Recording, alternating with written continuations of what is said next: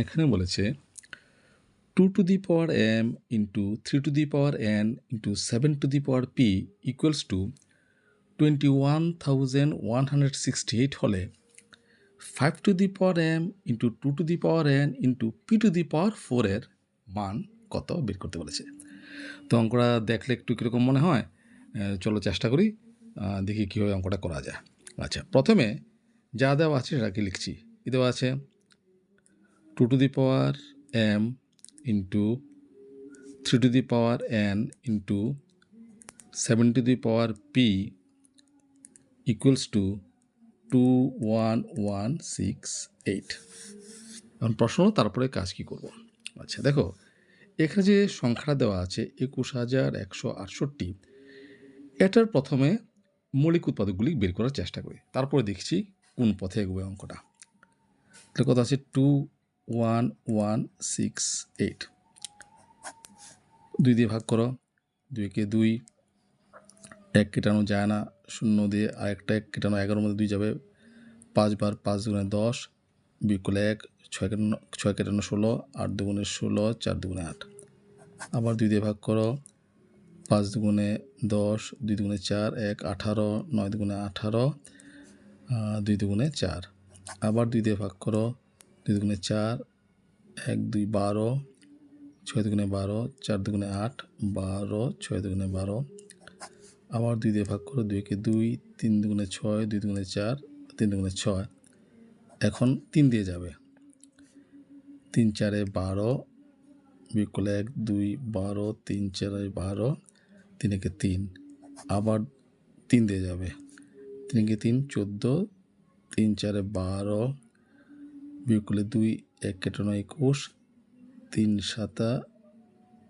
21, আবার 3 দিয়ে যাবে, 3 4 12, 2 27, 3 9 27, আবার 7 দিয়ে যাবে, 7 7 49। তাহলে দেখো এই যে সংখ্যাটা আছে, কি সংখ্যাটা আছে? 21,168, তাকে আমরা এইভাবে লিখতে পারি। কটা 2 আছে? 1 2 3 4, 2 to the power 4 ইন্টু 3 কটা আছে? 1 2 3, 3 কিউব ইন্টু 7 কটা আছে? 2, 7 স্কোয়ার। ঠিক আছে, তাহলে এটাকে আমরা এইভাবে লিখব। তাহলে অঙ্কটা কী দাঁড়ালো?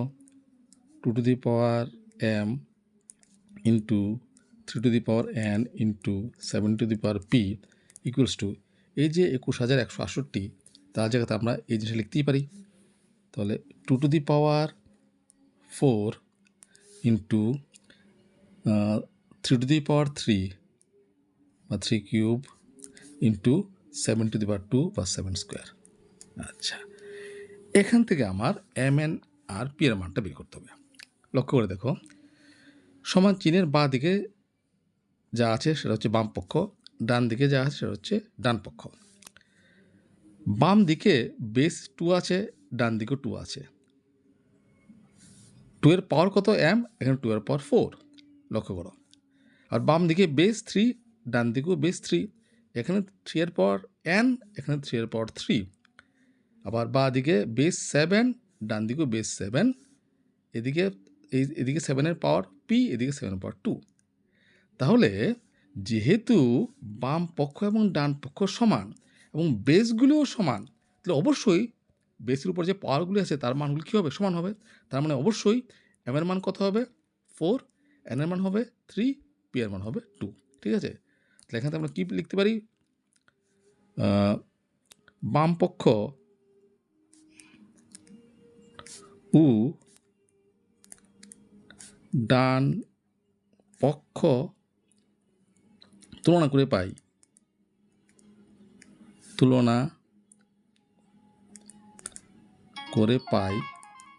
কি?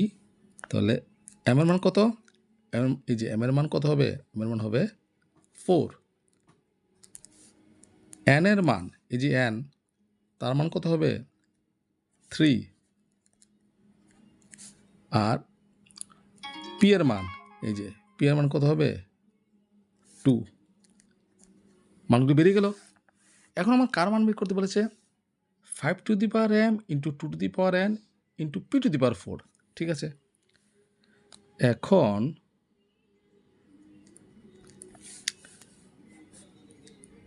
Five to the power m into 2 to the power n into p to the power 4 এর মান বের করতে হবে। বসিয়ে দাও। 5 টু দি পাওয়ার m এর মান কত? 4 into 2 to the power n এর মান কত? 3 ইন্টু এখানে লক্ষ্য করো p to the power 4, p এর মান কত? 2, 2 বসাবো আর তার পাওয়ার কত? 4, ঠিক আছে? তাহলে এটা হচ্ছে কত হচ্ছে 5 5 25 25 600, এটা হলো 625 ইন্টু 2 কিউব মানে 8 ইন্টু 2 টু দি পাওয়ার 4 মানে 16। এই তিনোটা যদি তুমি গুণ করো, গুণফল পাবে 80,000, 80,000। এই হচ্ছে আনসার। তো দেখো অঙ্কটা কিন্তু খুব সুন্দর অঙ্ক, ছোট কিন্তু বুদ্ধিদীপ্ত অঙ্ক। আশা করি তোমরা অঙ্কটা বুঝতে পেরেছো। তোমরা যদি অন্য কোনো পদ্ধতিতে করতে পারো করো, কোনো অসুবিধা নেই, যেটা ভালো লাগে সেটাই করো।